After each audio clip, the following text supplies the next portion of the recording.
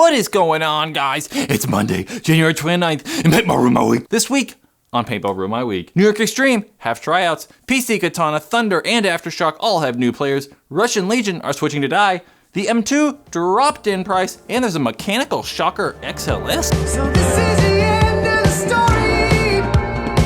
story. New professional paintball team New York Extreme are gonna hold tryouts in like 2 weeks. New York Extreme are a new professional team because they got picked up and like added to the new 20-team roster that the NXL is having in the pro division. If you missed that, check out that video right there. So tryouts are gonna be February 10th through the 11th at Matt's Outback Paintball in Connecticut. They're $150 though. So that $150 is gonna get you entry air, 2 cases of paint, and then extra cases of paintballs are gonna be $35 each. Sounds kind of expensive. I mean, that's like 80 bucks for entry and air. That sounds like a lot of money. It's gonna be good for both days though, so you're not gonna pay like 150 one day and then like 150 if you make it onto the next day. Either way, it's kind of a lot. It's not that bad if you're gonna play like both days, but if you get cut the first day, 150 bucks, that kind of sucks, but you know, oh well. You kind of go into it knowing the cost, so if you're gonna complain about cost after the fact, that's your fault. Like I always suggest for these pro tryouts, guys, if you don't think you can play pro, don't go. Because everyone seems to be like way overconfident in themselves.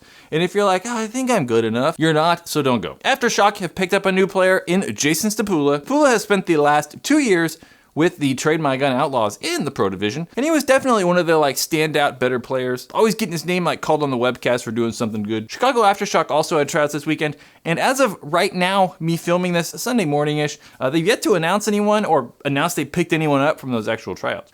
So yes, Stypula, Aftershock. PC Katana have added Jerry Caro to their roster. Jerry Caro spent the last 2 years playing with the Los Angeles Ironmen. Didn't really get a ton of points, but during the points that he played, to me at least, looked really good. I think Jerry has a lot of potential, and I think him getting more reps and more spins with PC Katana, we could probably see him like start to shine as one of the better snakeside players. His problem with the Ironmen was that he got there when they were kind of like rebuilding and then bringing in a lot of like veteran players, especially last year when they like brought in Meter and he was like main snake guy. So hopefully his departure from the Ironmen will help him like get more points over with the Katana boys. That sounds weird.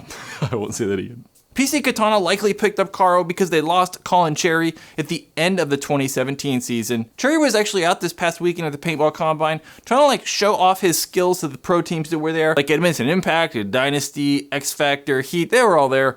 Like scouting players and at least playing in the Winter Classic and like helping out at the Combine. So yeah, Caro, PC Katana. Thunder have also added a new player in Harrison Frye. I don't really know that much about him.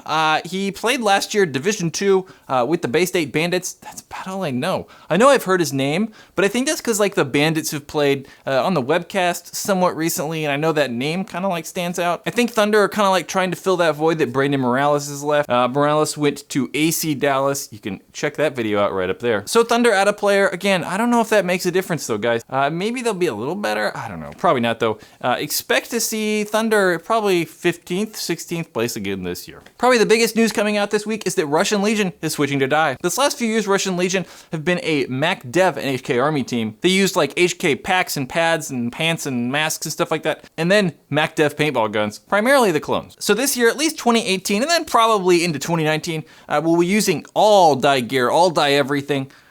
Pants, pads, packs, pods, masks, hoppers, guns, tanks, everything. So yeah, Russian Legion using die stuff. It's kind of odd. I mean, I don't know, it just seems weird to me, but I don't know why, it just seems odd. Like, I don't know, I just think of Russian Legion and I think of them using like weird guns.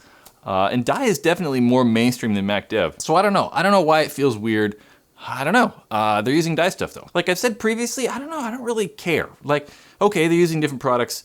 Cool. They're not gonna like win all the tournaments now because they have like new die guns. Speaking of new die guns, the Die M2 has dropped to $900. So if you want like a brand new Die M2, now is the time to buy them. 900 bucks, $900 is a good price for that gun. So for $900, DSR or M2. So the whole point of this price reduction has to be one reason. You will probably see a new high-end die paintball gun in about a month. Paintball Extravaganza is coming up here at the end of February. Yeah, about 3 weeks now. And it's highly likely that we'll see, I think, a new die gun, 2 new Empire guns, and a new high-end spool valve gun from Planet Eclipse. So that's why we're seeing that price reduction, so die can just like blow out that inventory to clear and make room for the new Dye M3. I still find it weird because M3, I think of BMW, so I don't know what they're gonna call it. This kinda leaked yesterday, but Shocker Paintball are releasing a mechanical Shocker XLS. This past weekend, Tim Montresor,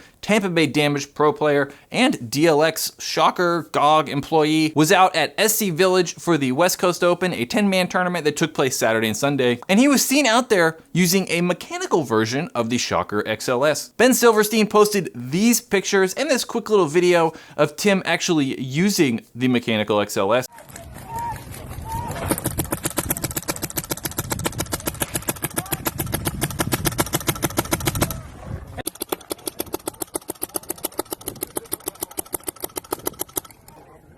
He's inside the bus! He's inside the backup bus! He's inside!